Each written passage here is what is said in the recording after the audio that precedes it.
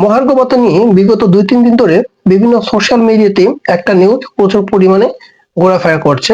আর সেটি হচ্ছে যে গ্রেড ১ থেকে ১০ম পর্যন্ত মহার্ঘ ভাতা পাচ্ছে ২৫%, আর গ্রেড ১১ থেকে ২০ তম পর্যন্তদের জন্য মহার্ঘ ভাতা হচ্ছে ৩৫% নির্ধারণ করেছে সরকার।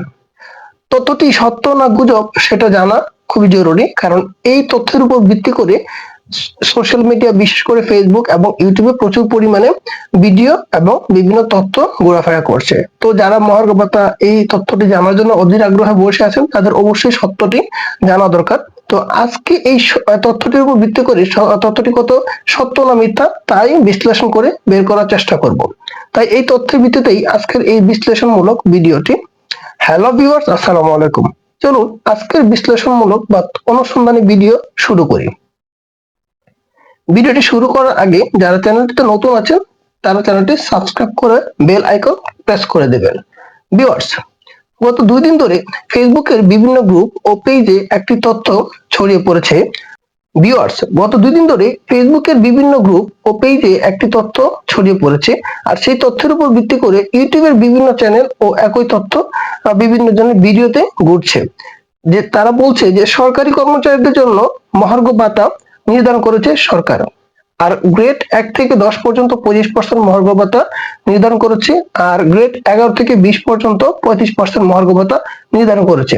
তো এই তথ্যের ভিত্তি কি বা কোনো অথেন্টিক সোর্স আছে কিনা বা এই তথ্যটি আদৌ কি সত্য কিনা সেই বিষয়টি চলুন আমরা সুন্দর করে বিশ্লেষণ করে বের করার চেষ্টা করি। তো চলুন বিশ্লেষণ করি যে ঘটনা ১ নাম্বার আমি যদি ব্যাখ্যা করি। প্রথমত, মহার্ঘ ভাতা নিয়ে সরকার থেকে এখনো পর্যন্ত কোনো প্রজ্ঞাপন, ঘোষণা, নিউজ বা কোনো আদেশ বা অর্ডার জারি করা হয়নি। বিষয়টি মাথায় রাখবেন যে সরকার থেকে এখনো পর্যন্ত কোনো রকমের কোনো নিউজ আসেনি বা কোনো প্রজ্ঞাপন জারি হয়নি। ২ নাম্বার যে জিনিসটা আমি বলবো সেটা হচ্ছে যে আপনারা জানেন যে মহার্ঘ ভাতা নিয়ে জনপ্রশাসন মন্ত্রণালয় কর্তৃক ৭ সদস্য বিশিষ্ট একটি আহ্বায়ক কমিটি গঠন করা হয়েছে এবং সেই কমিটি মিটিং বা বৈঠক করে আলোচনা করে সিদ্ধান্ত নেবেন যে কার জন্য কত শতাংশ মহার্ঘ ভাতা নির্ধারিত হবে। গত মাস থেকে এই কমিটির বৈঠক বসার কথা থাকলেও বিভিন্ন কারণে এখনো পর্যন্ত কোনো বৈঠক অনুষ্ঠিত হয়নি। আর যেহেতু বৈঠক অনুষ্ঠিত হয়নি সেহেতু মহার্ঘ ভাতা নির্ধারিত হওয়ার কোনো সুযোগ নেই, কারণ আমাদের মাননীয় সচিব মহোদয় বলেছেন যে ৭ সদস্য বিশিষ্ট আহ্বায়ক কমিটি গঠন করেছেন। এই কমিটি মিটিং বসবেন, আলোচনা করবেন যে কোন গ্রেডের কর্মচারীদের জন্য কত শতাংশ মহার্ঘ ভাতা প্রযোজ্য হওয়া উচিত। তখন তারা একটা নির্দিষ্ট করে সুপারিশ করবেন, সেইখান থেকে উপর ভিত্তি করে সেটা প্রজ্ঞাপন আকারে যখন জারি হবে তখনই আসলে মূলত নির্ধারিত হবে যে কারা কত শতাংশ মহার্ঘ ভাতা পাচ্ছেন। তো যেহেতু ওনাদের এখনো পর্যন্ত কোনো মিটিং বা বৈঠক অনুষ্ঠিত হয়নি, তার মানে এখনো পর্যন্ত কে বা কারা বা কোন কর্মচারীরা কত পার্সেন্ট মহার্ঘ ভাতা পাচ্ছেন সেটা নির্ধারিত হওয়ার কোনো সুযোগ নেই।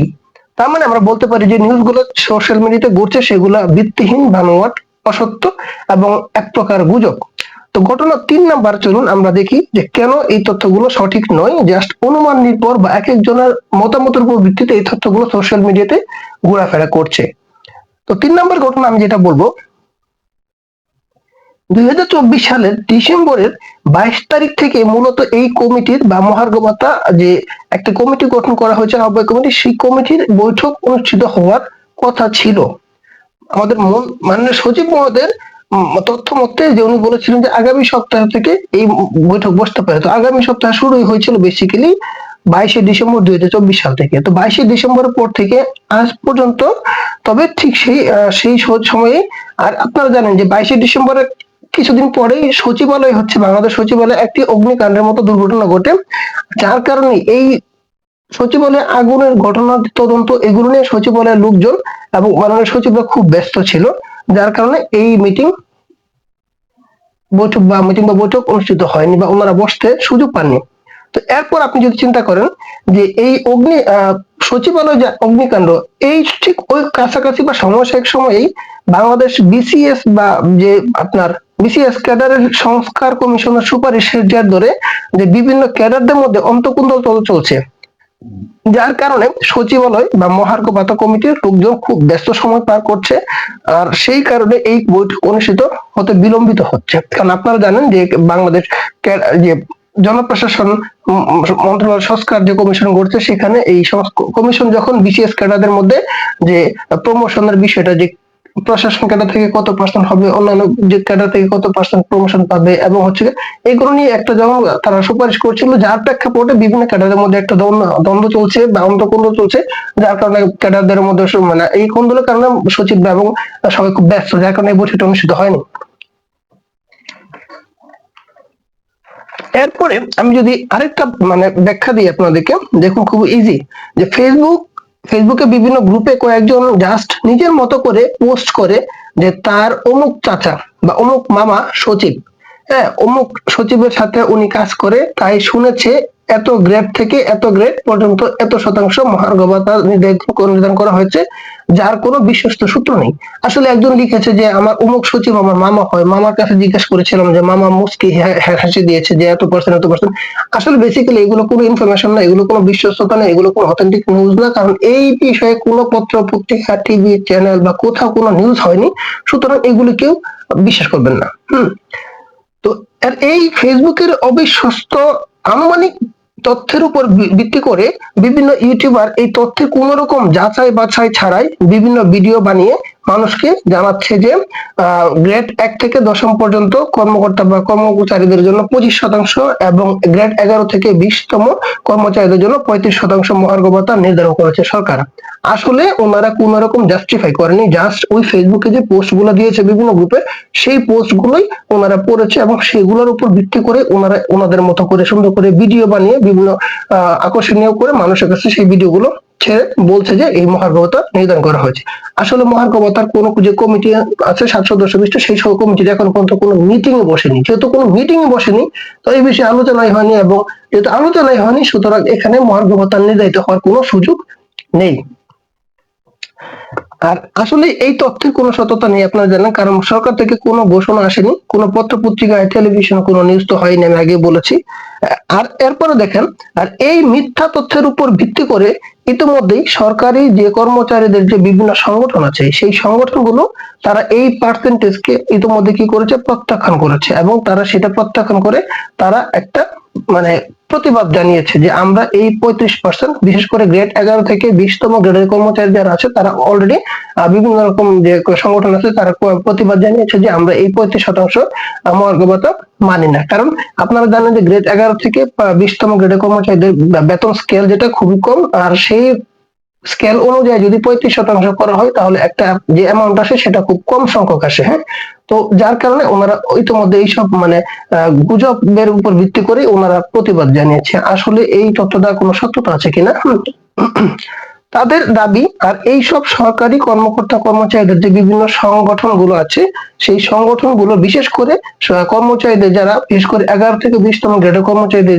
যারা আছে তাদের যে সংগঠনগুলো আছে, সেই সংগঠনের যারা দায়িত্বে আছেন তাদের পক্ষ থেকে দাবি দেওয়া হয়েছে যে যে মহার্ঘ ভাতা বিশেষ করে গ্রেড 11 থেকে 20তম দের জন্য মহার্ঘ ভাতা সর্বনিম্ন 10,000 টাকা নির্ধারণ করতে হবে, অথবা 50% নির্ধারণ করতে হবে। কারণ বর্তমান বাজার প্রেক্ষাপটে এই মহার্ঘ ভাতা তারা ডিজার্ভ করে বা তারা প্রাপ্য।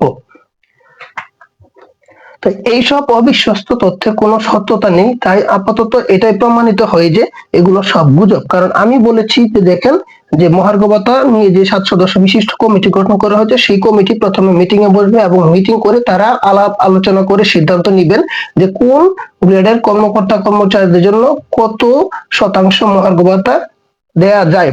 তো এরপরে তারা সেটা মাননীয় প্রধান উপদেষ্টার কাছে সুপারিশ করবে। সেই সুপারিশ যদি পাশ হয়, তখন মাননীয় জনপ্রশাসন মন্ত্রণালয়ের সচিব মহোদয় বলেছেন যে তখন এটা পাশ হলে আমরা একদিনের মধ্যে প্রজ্ঞাপন আকারে জারি করে দিব এবং পরবর্তীতে আমরা ওই প্রজ্ঞাপন অনুযায়ী সেটা বাস্তবায়ন করব।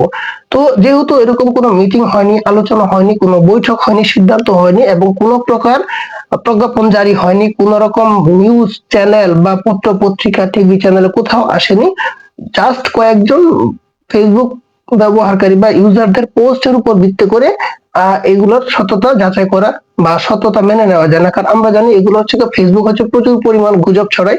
তো আর এই বিষয়গুলো প্রেক্ষিতে আমরা বলতে পারি যে ফেসবুকে যে নিউজ গুলো ঘটছে বা ইউটিউবের যে নিউজ গুলো ঘটছে সেগুলো হচ্ছে টোটালি হচ্ছে গুজব বা রিউমার আপনারা ধরতে পারেন। তো এগুলোর উপর ভিত্তি করে আপনারা কোন রকম মানে নির্ভরতা আনবেন না, আপনার বিশ্বাস করবেন না।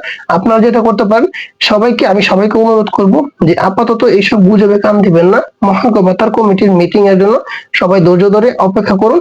আশা করি খুব শীঘ্রই এই কমিটির মিটিং হবে, আর সেই মিটিং এ একটা বৈষম্যবিহীন সুন্দর মহার্ঘ ভাতার ঘোষণা আসুক, এইটাই আমার কামনা। সবার মঙ্গল কামনা করছি। সবাই ভালো থাকবেন। আপনাদের কোনো মতামত থাকলে কমেন্টে জানাবেন। ভিডিওটি ভালো লাগলে অবশ্যই চ্যানেলটি সাবস্ক্রাইব করে বেল আইকন ক্লিক করে দিবেন। ধন্যবাদ সবাইকে। ওয়ান্স এগেইন আসসালামু আলাইকুম। আল্লাহ হাফেজ।